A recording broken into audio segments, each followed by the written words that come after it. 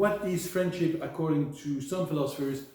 One famous philosopher talked a lot about friendship, which is Aristotle, but he's not the only one. All of them, in one form or another, talked about friendship. It would be interesting to see, what one of these great philosophers would think about the concept of friendship today if they were walking the streets of Dublin. Jokingly, I say that they might start eating their toga because, the way we understand friendship is probably the total opposite of what they understood friendship to be. And so I'm going to give you a few clues of what they say, not trying to influence you in your dialogue. No, you do your dialogue and you'll discuss what is friendship for you. And then we'll go a bit further with that. Aristotle says that friendship is the most necessary thing in life. Strong statement. Okay? For without friends, no one would choose to live, even if he had all other possessions. That's a very... Today is the opposite. Possessions first, friendship maybe. Okay? And he says something else, which I find quite powerful. He says, there is no happiness except shared. So if there's no sharing, there's no connection between human beings, there's no happiness. So he links happiness and friendship. That's another thing that's quite important. Perhaps for today, finding happiness through other people might be a crazy idea. Who needs others to be happy? Okay.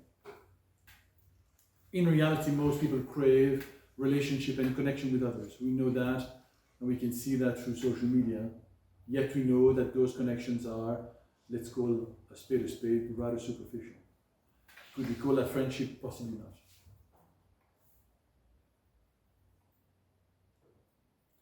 It's clear that ancient teachings around friendship suggest that there are no solitary happiness.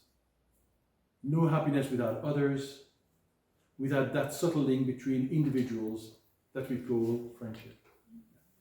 So their definition is quite powerful to start with. Okay? The other thing that Aristotle says, and Plato before him, he says, friendship is superior to justice. They say friends do not need justice, whereas the just needs friends. He says that among friends there is no need for laws. Among friends there is no fuss, you don't calculate, you don't negotiate, you simply offer and you sacrifice. The word sacrifice in Latin is sacrum facere, which means to make sacred, that is to make meaningful. It's not sacrifice and sacrifice, nothing to do with that. And I know it's the same word, but sacrum facere means we postpone our own desires to put the needs of the collectivity first or others first. So postponing. Postponing doesn't mean you don't do it, you postpone them.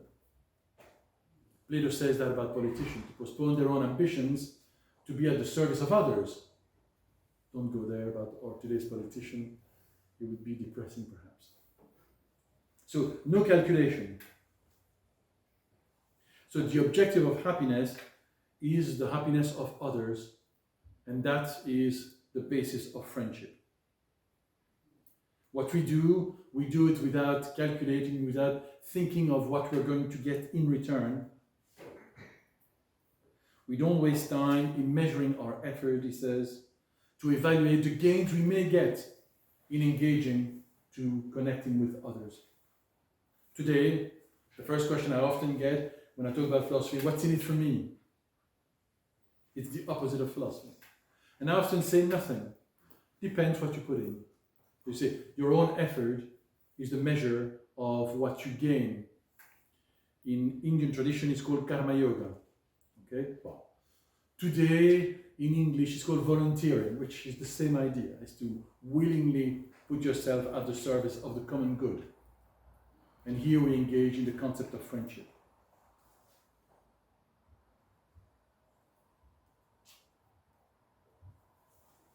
So in other words, friendship, ignores particular interest, what we like or dislike. And this is a little key for discussion for a long time.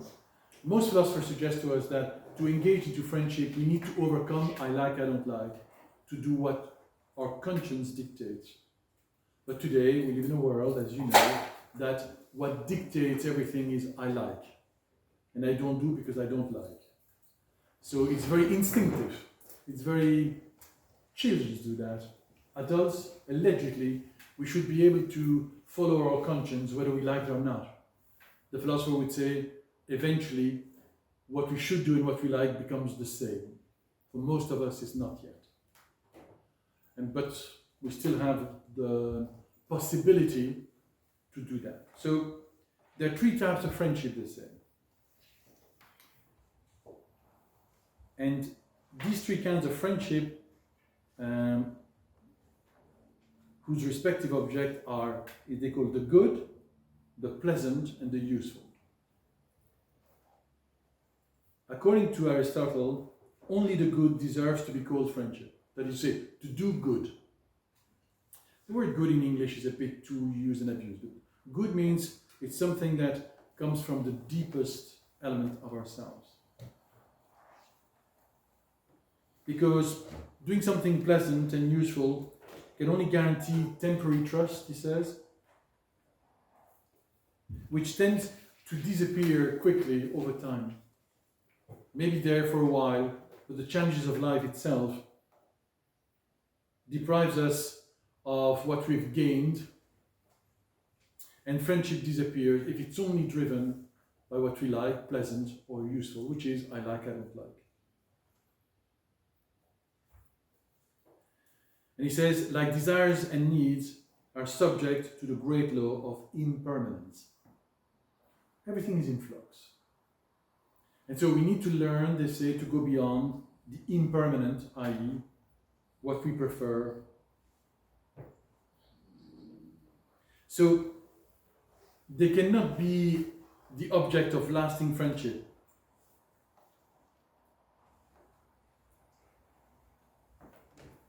At best, we can gain mutual trust. At best. Yeah. So he says, those who wish their friends well for their own sake are true friends. So friendship is to do what we need to do so that for the good of the other, not us, not ourselves. Example that often emerges. People say, people don't notice me, they don't like me, they ignore me, and so on. And the philosopher would say, can you control other people to like you? Well, no. You can only control you going towards others. Do you understand? So friendship is going towards others by choice, so understanding what they need and not simply wait for others to notice us. That cannot be controlled. And yet, many people suffer from people don't like me, ignore me, and so on. But you can't control that. That's a slightly stoic way of approaching it. So it is useful in a way to understand what we can and what we can't control. And obviously embrace what we can and let go what we can't.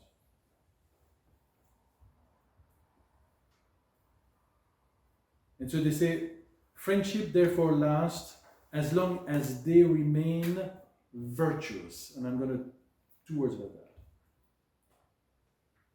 And the very nature of virtue is to be lasting. So we need to develop something within us that allows us to connect with others. And they say, virtue is the fundamental principle of friendship.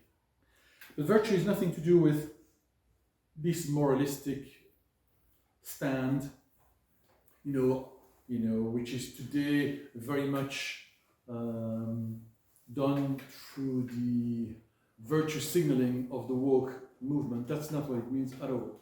Virtue is something we develop within ourselves. You can translate virtue by the word strength, because it's arete in Greek, which means that virtue is to develop inner strength. The first 2 strengths we have to develop in friendship is generosity and courage.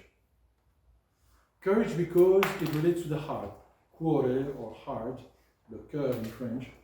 So we need to develop courage to act according to what our conscience dictates and to do it with generosity, i.e., to do things without expecting anything in return. They also say that friendship is the basis of all civilizations. And this is more, I leave it open for you to discuss a bit more on that. Today we crave a relationship, and we have used technology to originally to overcome some of our barriers, and technology has done the actual opposite.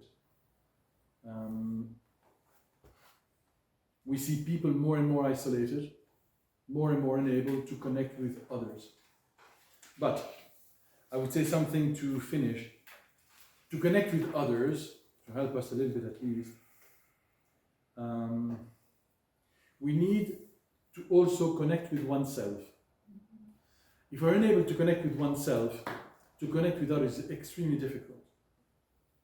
We need to connect with that which is the best in us. If we connect with that which is the best in us, most philosophers say we can connect with the best in others, which is the purpose of friendship, to connect with that which is the best in others. I do an exercise in class which is, imagine people that you don't get along well with, and trying to see in them qualities or a quality, instead of only see their shortcomings that annoys you or frustrates you or whatever. And then after a while, see that perhaps the quality that you see in others, you would like to acquire it yourself too. Suddenly, we connect with people in a very different way.